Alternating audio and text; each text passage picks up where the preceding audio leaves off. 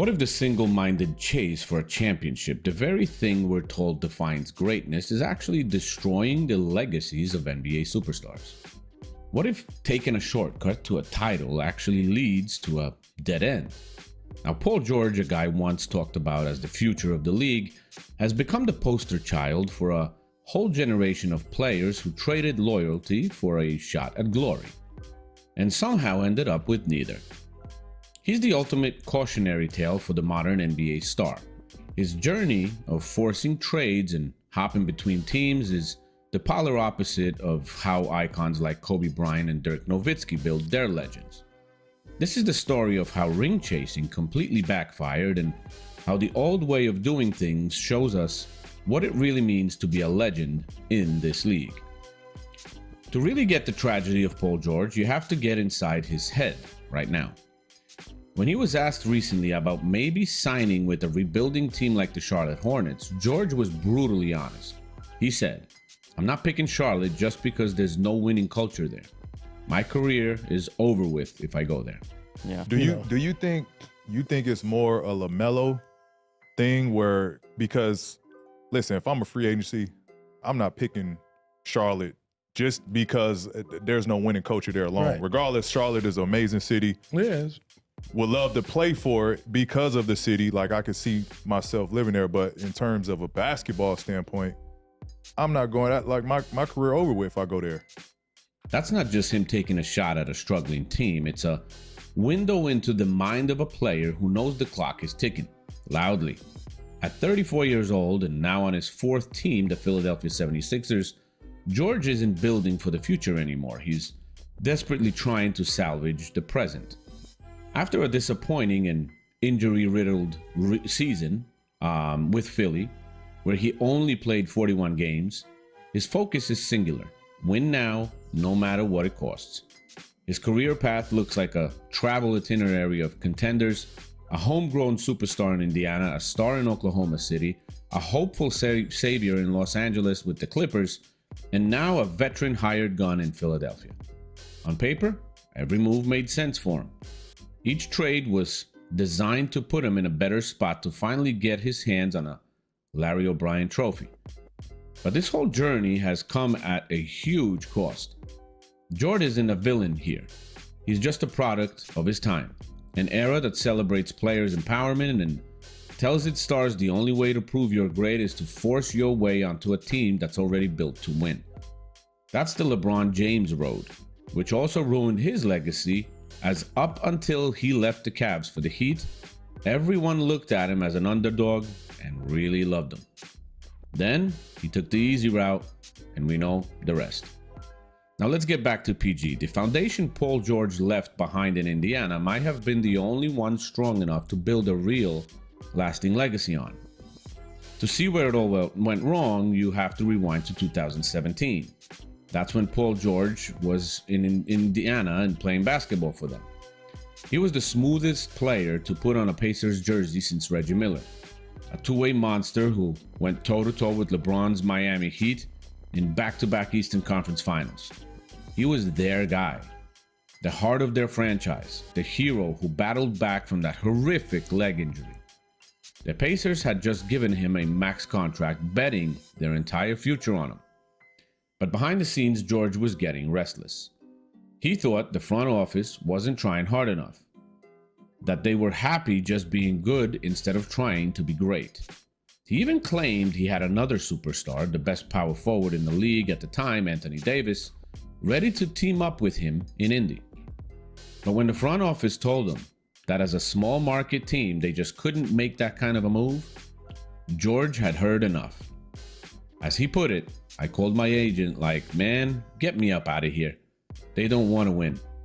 He demanded a trade, which sent shockwave through the league and was, in the words of the Pacers front office, a gut punch at the time. Feeling like they had no other choice, Indiana shipped him to the Oklahoma City Thunder for a package build around Victor Oladipo and Domantas Sabonis, as far as I remember. At the time, it seemed like a standard superstar power play. George was breaking free from a small market he felt was holding him back to join the reigning MVP Russell Westbrook in OKC. He was chasing a better shot, a clearer path to a ring. But in doing that, he started a chain reaction that would years later come back to haunt him. He didn't just leave a team, he left behind a future that would blossom without him, grown from the very seeds of his own departure. And this is where the story goes from a cautionary tale to just cruel irony. The Indiana Pacers, the team Paul George accused of not wanting to win, went out and did something incredible. They took the players they got for him and started to build. That package of Victor Oladipo and Domantas Sabonis became the bedrock of their next era. But it didn't stop there. The same front office that George lost faith in pulled off a masterclass. They eventually flipped Sabonis to the Sacramento Kings in a huge deal that brought a brilliant young point guard to Indiana, Tyrese Haliburton. We know about Haliburton after these last playoffs, don't we? With their new star in place, they went all in, trading for a proven champion in Pascal Siakam and creating one of the most lethal duos in the East. And then the unthinkable happened. In 2025, last season, the Indiana Pacers, led by Haliburton and Siakam, made it all the way to the NBA Finals, and they almost won.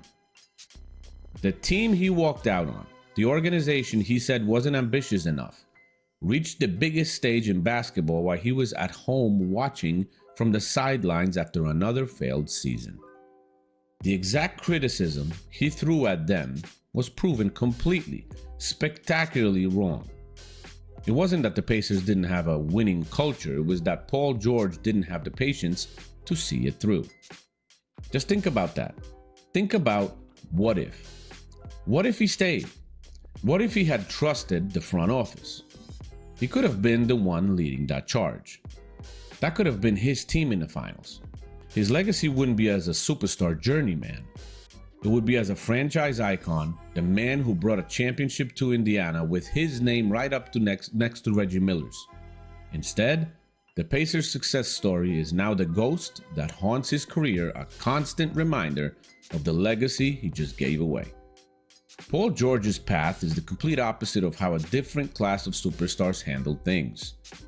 These are the guys who faced the same frustrations and the same doubts, but chose to stay. They chose loyalty, and in the end, that loyalty repaid them. Take Dirk Nowitzki. For years, Dirk and the Dallas Mavericks were a running joke. A heartbreaking loss in the 2006 finals, a historic flameout at the #1 seed in 2007, year after year of playoff pain. Dirk had every excuse to leave. He even admitted that if he hadn't won in 2011, he might have considered it. But he already gave the Mavs 13 seasons by then. He was patient, not spoiled. George requested a trade at 26 years old, 7 years in. Just like LeBron James. Dirk stayed. He fought through it, and when he finally led the Mavs to that championship in 2011, it was one of the most beloved titles in sports history. Why? Because the years of struggle made the victory that much sweeter. He didn't just win a ring, he delivered one to the city that stuck by him through all the failures.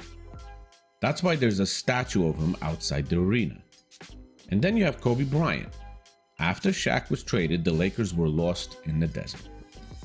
Kobe was stuck with a mediocre roster, and he was fed up. In 2007, he actually went public and demanded a trade. He was ready to go, you could say. But the Lakers didn't cave, and more importantly, Kobe recommitted. He chose to believe. He later said, "I believe in fighting through the tough times as well as enjoying the good times. It's my responsibility to get us to the best that we can be." The Lakers rebuilt around him, brought in Pau Gasol, and Kobe won 2 more titles, cementing his legacy not just as a champion, but as one of the ultimate Lakers. These guys understood a simple truth.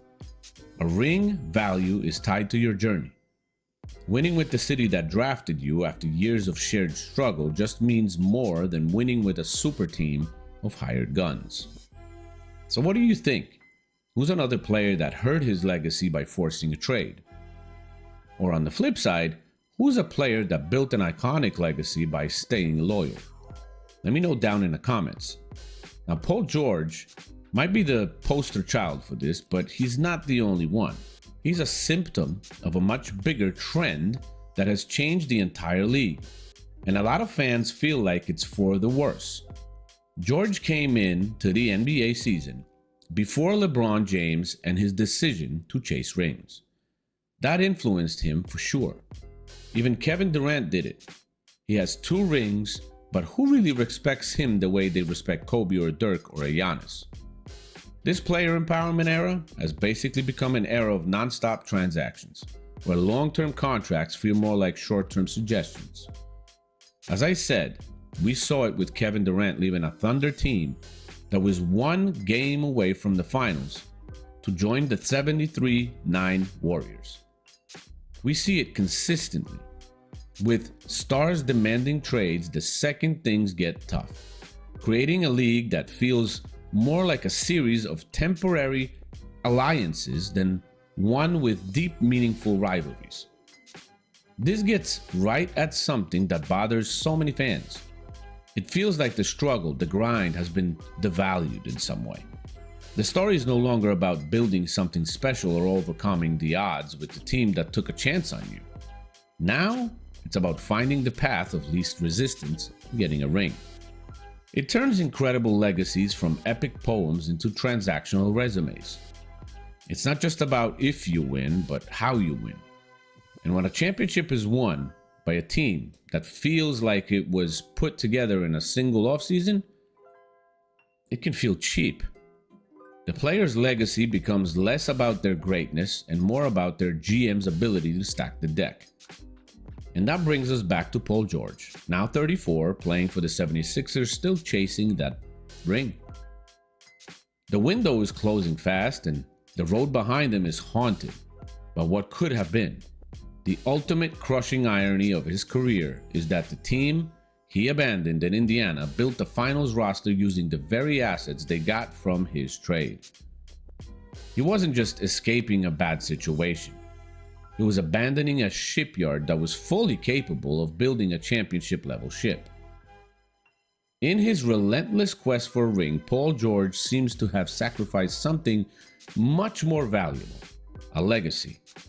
He traded the unconditional love of a city, and Indiana loves their players, a permanent place in the team's history, and the story of a homegrown hero for a wandering journey that so far has left him with neither the loyalty he gave up nor the championship he so desperately wants. Maybe the real lesson for Paul George's career isn't about the rings you count at the end, but about the ground you choose to build upon.